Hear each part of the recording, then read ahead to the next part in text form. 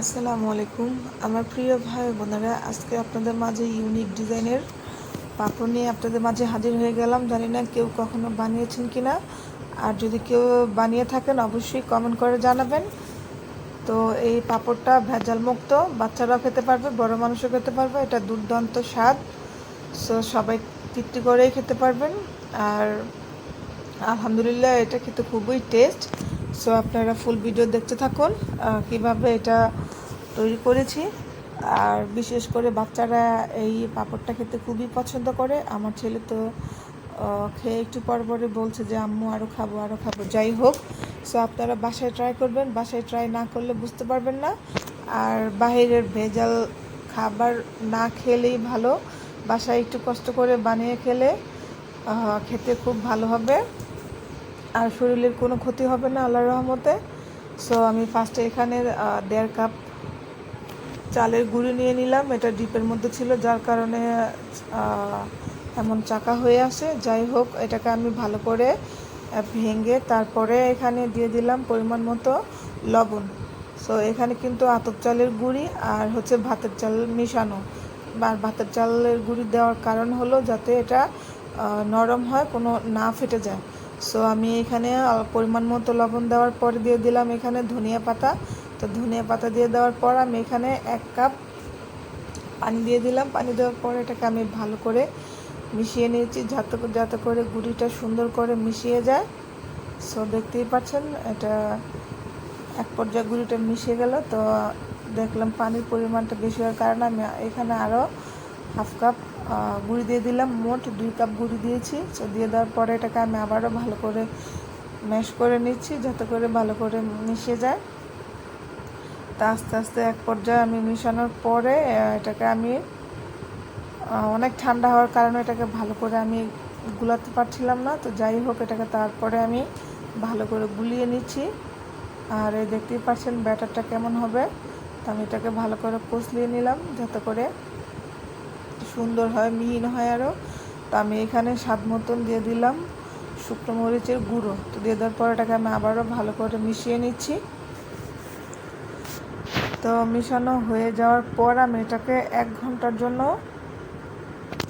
রেস্টে রেখে দেবো যাতে করে এটা সুন্দর করে মিশানো হয়ে যায়। তো এখানে আমি অল্প পরিমাণের হলুদ দিয়ে দিলাম যাতে করে একটা সুন্দর কালার চলে আসে। দেখতে পাচ্ছেন হলুদ দেওয়ার কারণে একটা সুন্দর কালার চলে আসলো। সো কালারটাও কিন্তু দেখতে অনেক সুন্দর লাগতেছে। ধনিয়া পাতা প্লাস হলুদ একটা কালার অ্যান্ড মরিচের গুঁড়া দেওয়ার কারণেও একটু সুন্দর লাগতেছে। তো এক পর্যায়ে আমি এটাকে ভালো করে মিশানোর পর আমি একটা মুখার মধ্যে আগে থেকে তেল দিয়ে দিলাম যাতে করে এটা গুঁড়িটা না লেগে যায়। তো দেখতেই পাচ্ছেন আমি 1 চামচের মতো দিয়ে দিলাম। এখানে দিয়ে দেওয়ার পর আমি আগে থেকেই রাইস কুকারের পানি গরম করে নিয়েছিলাম। তো দেখতেই পাচ্ছেন। তো গরম করার পর আমি এক এক করে সবগুলো দিয়ে দিব। আর কারো বাসায় যদি এই ধরনের ছাপা না থাকে কোনো সমস্যা নেই, চাইলে আপনারা ছোট ছোট বাটির মধ্যে দিতে পারবেন। তো আমাদের বাসায় ছোটো বাটি ছিল না, যার কারণে আমি বয়মের ছাপার মধ্যে দিয়ে দিয়েছি। দেখেন কত সুন্দর একটা কালার চলে আসছে, মাশাআল্লাহ। একটু ভালো করে তাকালে বুঝতে পারবেন একটা সুন্দর কালার আসছে, দেখতে অনেক সুন্দর লাগতেছে। তো দেখেন কত সুন্দর করে উঠে গেল। তৈলাক্ত হওয়ার কারণে এটা হাত থেকে পড়ে গেল। সো দেখেন কালারটা দেখেই আমি কালারের প্রেমে পড়ে গিয়েছি, এতটা সুন্দর কালার। তো আমি এক এক করে এখানে 5টা দিয়ে দিলাম। এটা একটু বড় মুখা ছিল আর ওইগুলো ছোট ছোট। তো যাই হোক, তো আপনার এগুলা কিন্তু খেতে খুবই মজা। আর হচ্ছে 2 কাপ চালের গুঁড়ি দিয়ে কিন্তু মোটামুটি অনেকগুলো পিঠা হয়েছে। সেগুলো বানাতেও তেমন কষ্ট হয় না, শুধু দিবেন আর ভাপ হয়ে গেলে এটা সবগুলো উঠায় ফেলবেন, এটাই হচ্ছে নিয়ম। তো আপনারা বাসায় অবশ্যই ট্রাই করবেন। যদি বাসায় না বানান তাহলে বুঝতে পারবেন না কোনটা টেস্ট কেমন হয়েছে। আর হচ্ছে বিশেষ করে বাইরের খাবার না খাওয়াই ভালো, দেশের অবস্থা ভালো না। আর বাইরের প্রত্যেকটা খাবারই খুবই ভেজাল, যার কারণে একটু কষ্ট হলে সবার ঘরেই খাবার বানিয়ে খাবেন।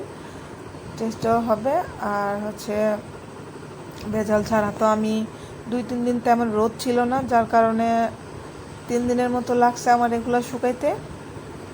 আর যদি রোদ অনেক ভালো থাকতো তাহলে একদিনের মধ্যে শুকিয়ে যেত। তো দেখেন মোটামুটি আল্লাহর রহমতে অনেকগুলো পিঠা হয়েছে। এখানে প্রায় 50টা পিঠা হয়েছে। এগুলো আপনি অনায়াসে পলিথিন দিয়ে 1 মাসের মতো রেখে দিতে পারবেন। সো আমার ভিডিও যদি আপনাদের ভালো লাগে আর নতুন নতুন ভিডিও যদি পেতে চান, অবশ্যই একটা like, comment, share and subscribe করে পাশে থাকবেন।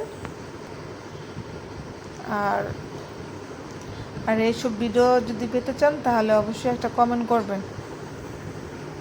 আর দেখতেই পাচ্ছেন কতটা সুন্দর হয়েছে, আর এই কালারটাও যেমন সুন্দর হয়েছে, খেতে অনেক মজা ছিল। আর কয়েক সেকেন্ডের মধ্যেই সবগুলো পিঠা শেষ হয়ে গিয়েছে। যাই হোক, সবাই ভালো থাকবেন, সুস্থ থাকবেন, এই বলে আজকের জন্য এখানে ভিডিও শেষ করছি।